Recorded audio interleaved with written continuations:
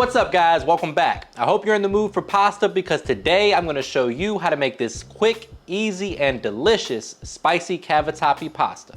This Tuscan inspired dish is absolutely packed with flavor, and the best part is it can be on your dinner table in 30 minutes or less. But before we get into the recipe, please take a quick second to subscribe to the channel. Make sure you hit that bell to enable notifications as well. All right guys, meet me in the kitchen, let's make it happen. First things first, let's take a look at these ingredients. The star of the show is this spicy Italian sausage. It packs a little bit of a punch, so if you want it to be a little bit more on the mild side, you can use mild Italian sausage. We have some heavy cream. You guys know me, I gotta have a little white wine. This is some dry Chardonnay. We're going with cavatappi noodles today. You can really use whatever noodles you want, but these don't get enough love, so that's what we're going with today. We got some tomato paste, sun-dried tomatoes, onion, Parmesan cheese, mozzarella cheese, parsley, some fresh garlic, some spinach for health, and the secret ingredient, a little creme fraiche.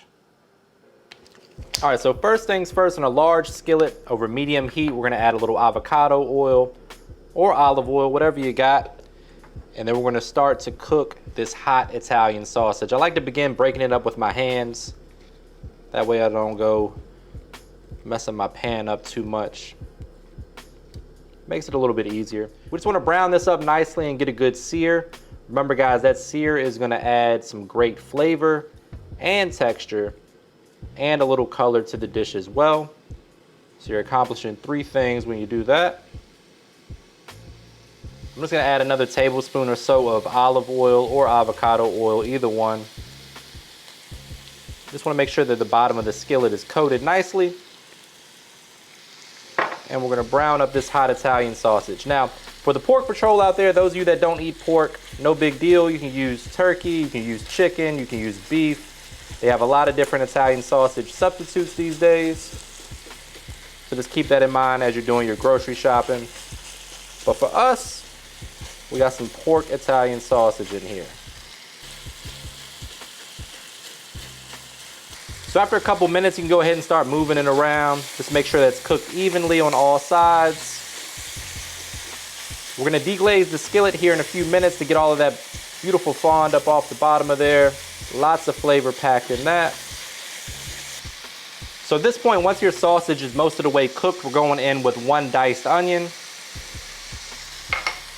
and about 2 to 3 tablespoons of freshly diced garlic. You can also use garlic paste if you want to, but fresh is best if you have it. Your house is immediately gonna be smelling amazing once that garlic and onion hits the skillet. And we just wanna cook that down until the onions start to get tender. So once those onions get nice and tender, I'm going in with a 1/4 cup of chopped sun-dried tomatoes. I don't know about you guys, but I am absolutely addicted to these. I'm adding them to my omelets in the morning. I just get in these obsessive modes where I find an ingredient that I just really love, and sun-dried tomatoes happen to be that for me right now. They also fit the dish because this is kind of like a Tuscan inspired pasta, and sun-dried tomatoes go with that. So here we are adding the sun-dried tomatoes. We're gonna give that a mix, and then we're gonna start to add in our spinach. All right, so for the health freaks out there, you're gonna get real excited. We're going in with this whole bag of spinach, about 6 ounces in total. You probably wanna add half at first, allow that to cook down, and then we'll add in the other half. As you guys know, shrinkage is real, especially when it comes to spinach. So this will shrink down, wilt down nicely, and it won't look like a salad here in just a second.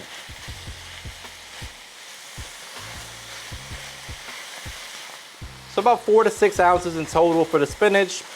We're gonna cook that down, and then we're gonna start to season this up.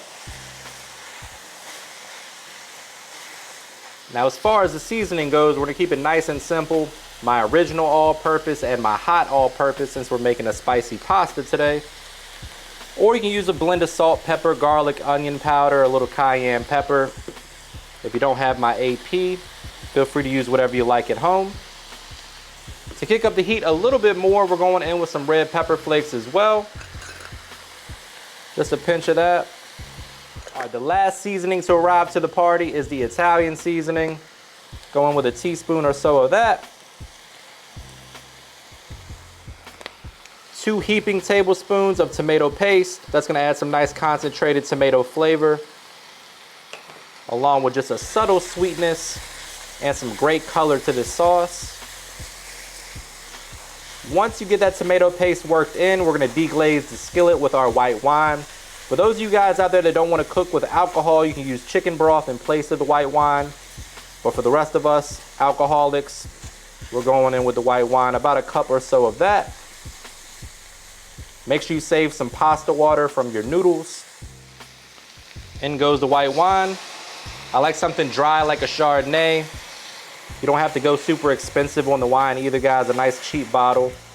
Don't break the bank, save the good stuff to drink. And you just want to scrape the bottom to get all that fond and flavor up off the bottom of the skillet. And that will have worked itself into our sauce. So give it a second or two to cook that wine off or cook the alcohol out of the wine. Then we're going in with our heavy cream.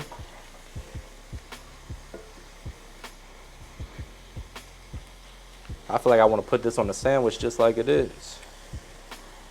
So once the alcohol is cooked off the wine, about a minute or two, you're going to go in with 1 1/4 cups of heavy cream. Going to bring that to a simmer. You're about to have a delicious pasta sauce on your hands. Beautiful color. Plenty of cheese on the way too to thicken it up. So you just want to bring this to a simmer for 3, 4, maybe 5 minutes. Allow that to reduce a little bit. That heavy cream will begin to thicken up a little bit also. And then of course the cheese will help to thicken up the sauce as well. Taste as you go and adjust the flavor to your preference. Get in there and make sure you have it seasoned properly. You can always add a little bit more. But remember, once it's in there, you can't take it out. One other quick pro tip, guys, Parmesan cheese traditionally has quite a bit of salt in there. So you don't want to go too heavy-handed on the seasoning before you add the Parmesan cheese because you run the risk of your sauce being a little too salty at the end. So we added a little bit of Parmesan cheese. We'll add more in a second, but I gotta go in with 3 tablespoons of this creme fraiche. This is a secret ingredient, guys. It's gonna add just a beautiful richness to the flavor profile, and it's also gonna help thicken up the sauce a little bit too. You can find it at most grocery stores in the specialty cheese aisle, even though it's more closely related to like a sour cream, so I'm not sure why they have it at the cheese aisle, but that's where it's usually at. We're gonna mix that in. So once the creme fraiche is incorporated into the sauce, we're going in with the rest of our Parmesan cheese. Make sure you save a little bit for garnish. And then to make it even cheesier, I'm going in with about a 1/2 cup or so of freshly shredded mozzarella cheese. Because why the hell not? We're here for a good time, not a long time. If you don't want to use mozzarella cheese, guys, you can use something like a Fontina or Gruyere. But mozzarella cheese is what I had in the fridge, and I'm a big fan of using what you have on hand. As you can see, my friends, the sauce is really taking shape now. We got just enough spinach in there for our doctor to cut us some slack. Tons of flavor. The creme fraiche makes it just a luxurious texture on the sauce. Now we're going in with the cavatappi noodles. First and foremost, you always want to salt your pasta water, but also you want to finish cooking your noodles in the pasta sauce, the way the good Lord intended.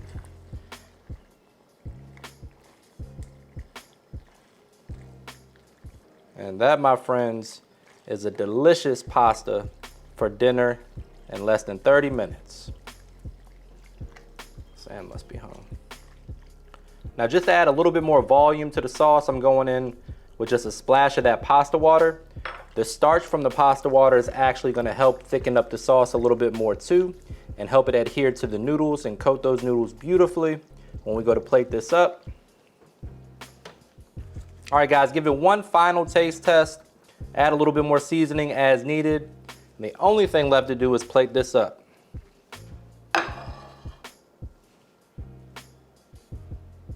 And of course, for garnish, we're going down with a little bit of red pepper flakes.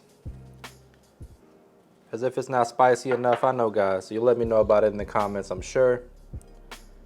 There we go. Don't be shy with those. Then we're going down with some freshly grated Parmesan cheese.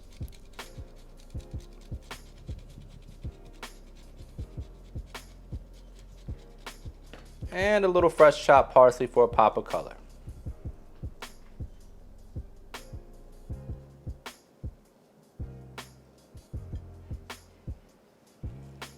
And now, my friends, the only thing left to do is get in here for a taste test.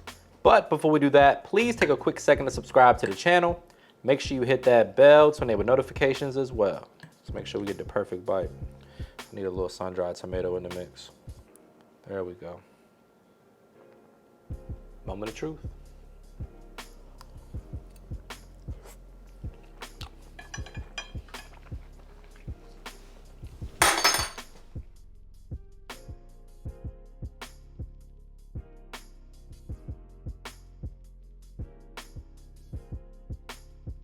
This Tuscan-inspired dish comes together in 30 minutes or less. And how do I want to describe it?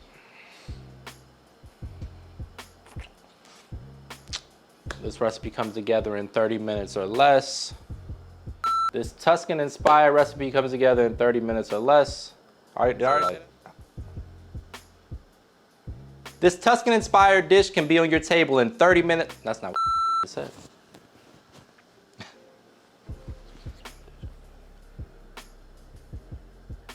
All right, I'll just wing it. That's your blooper. The cameraman blooper.